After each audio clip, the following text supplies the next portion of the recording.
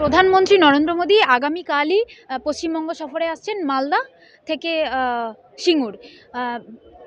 একটা অভিযোগ উঠছে জায়গা নিয়ে সিঙ্গুরে, যেখানে বলছে যে কৃষকদের উস্কানি দিয়ে সবার জমি নিয়ে জটিলতা তৈরির চেষ্টা, সবার জন্য কৃষকদের থেকে অনুমতি নেওয়া হয়নি। অভিযোগ সিঙ্গুরের বিধায়ক বেচারাম মান্নার।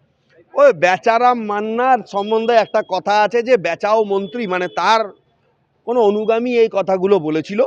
ওই বেচারাম মান্না কি বলল না হ্যাচারাম মান্না কি বলল তাই দিয়ে প্রধানমন্ত্রী সভা আটকানোর ক্ষমতা বেচারাম মান্না বা বেচারাম মান্নার দিদি রাজ্যের মুখ্যমন্ত্রী নেই। কিন্তু আপনাকে আমি পরিষ্কার বলি, বিজেপির এ তো প্রধানমন্ত্রীর সভা, বিজেপির যখন মুকুল রায় ছিল বা শুভেন্দু অধিকারী মানে যখন মুকুল রায়রা সভা করতেন, শুভেন্দু অধিকারী যেখানে সভা করতে যান, সুকান্ত মজুমদাররা যান, সেখানেও বিধায়করা এবং এলাকার যারা তৃণমূলের লিডার, পঞ্চায়েত লিডার, তারা সেই লোকটাকে প্রায় একঘরে করে দেয় তার জমিতে। শুভদীপ প্রামাণিককে কি করেছিল? শুভদীপ প্রামাণিক তার নিজের জায়গায়, যেখানে জোর করে বাস স্ট্যান্ড হচ্ছে এখন, সে আমাদের এখানে কলিগ, তার নিজের জায়গায় মুকুল রায় প্রথমে এবং পরে শুভেন্দু অধিকারীকে তার মিটিং করার জন্য পারমিশন দিয়েছিল। তার জন্য শুভদীপ প্রামাণিকের নামে 18খানা কেস হয়। পরবর্তীকালে তাকে পুলিশ অ্যারেস্ট করে, সে জামিন পায় এবং তারপরেও তার নামে মিথ্যে কেস দেওয়া হয়েছে। সে আমাদের সঙ্গে প্র্যাকটিস করে, একজন প্র্যাকটিশনার। কিন্তু দুঃখের বিষয়, তার পাশে সেইখানকার শুভদীপ প্রামাণিক, আমি বলবো যে পুরুলিয়া তথা আদ্রা ওই অঞ্চলে, সেখানে সে বিজেপির একজন বড় কাণ্ডারি, বিজেপির একজন বড় লিডার। তাকে ডজ করে যাদেরকে নিয়ে বিজেপি ওখানে স্বপ্ন দেখছে বা ভবিষ্যৎ গড়ার স্বপ্ন দেখছে, তাদের সেই স্বপ্ন বিশেষভাবে সফল হবে না। শুভদীপ প্রামাণিকের থেকে বড় লিডার আমি মনে করি আদ্রা অঞ্চলে কেউ নেই। কিন্তু বিজেপি তাকে মিসইউজ করেছে, বিজেপি তাকে মিসইউজ করেছে এবং এই ঘটনা বিজেপির বহু ক্ষেত্রেই হয়েছে। আর বিজেপি করলে আপনার জন্য, আপনার মানে এখন পরিষ্কার বলে দিচ্ছি যে আপনার যদি কার্ডও থাকে স্বাস্থ্যসাথী, আপনার চিকিৎসা হবে না।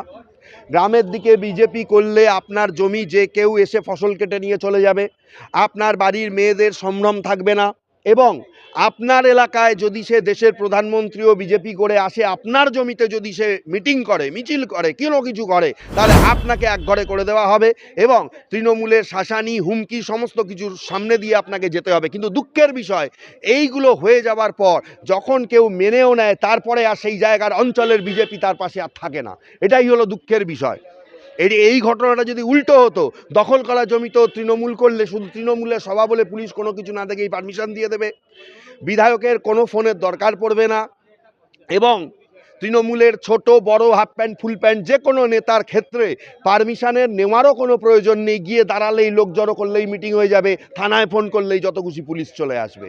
এটা তো এই রাজ্যের রাজনীতি, না জোর জবরদস্তি, এবং এটা আজকের রাজনীতি নয়। বিজেপির সঙ্গে এই ঘটনা সিপিএমের সঙ্গেও হয়েছে, সিপিএমের সঙ্গেও হয়েছে। দিদি শপথ নিয়েছেন, সিপিএমের এক একটা বড় বড় বাড়ির মানে বড় বড় নেতা যারা হেরে গেছে, তাদের বাড়িতে বোম পড়েছে, তাদের বাড়িতে মানে হচ্ছে যে ডাকাতি হয়ে গেছে।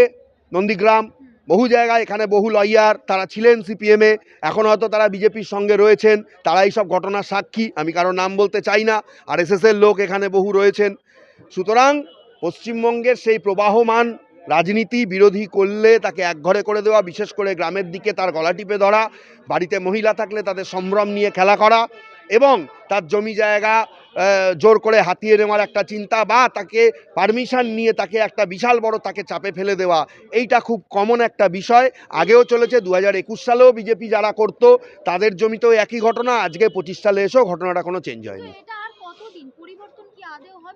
পশ্চিমবাংলায় পরিবর্তন সেদিনই হবে যেদিন এখানে খুনের রাজনীতি বন্ধ হবে এবং ওরা করা বন্ধ হবে, যেদিন এখানে মানুষের পাশে মানুষ থাকবে। বিজেপি যদি এখানে মানুষের পাশে থাকে, তাহলে মানুষের জন্য কেন কাজ করছে না? বড় বড় ডায়লগ বাজি মেরে এখানকার ভোটে জেতা কিন্তু অসম্ভব। এত কিছু করার পরও যদি আজকে, আমি তৃণমূলের ঘোর বিরোধীও আমি বলছি, বিজেপি যা করছে প্রধানমন্ত্রীর সভা দিয়ে বা বড় বড় ডায়লগ মেরেই কিন্তু এখানে বিজেপি চলে আসতে পারবে না।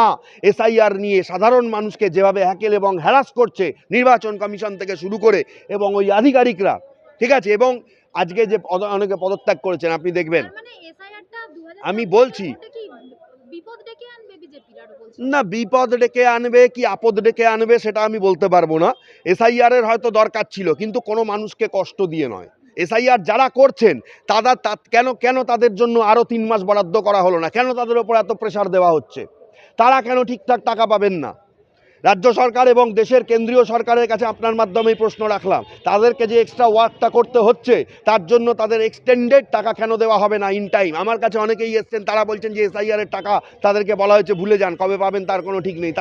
তাদের মাথাটা কী করে ঠিক থাকবে?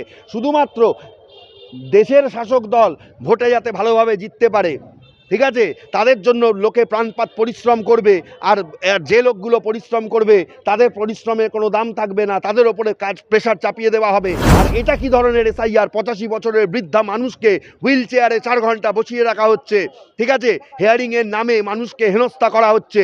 এটা কোন ধরনের নির্বাচন কমিশন? আদৌ দেশে গণতন্ত্র আছে কি না সেটাও আপনার মাধ্যমে আমি দেশের যারা শাসক এবং রাজ্যের যারা শাসক তাদের কাছে প্রশ্নটা রাখছি।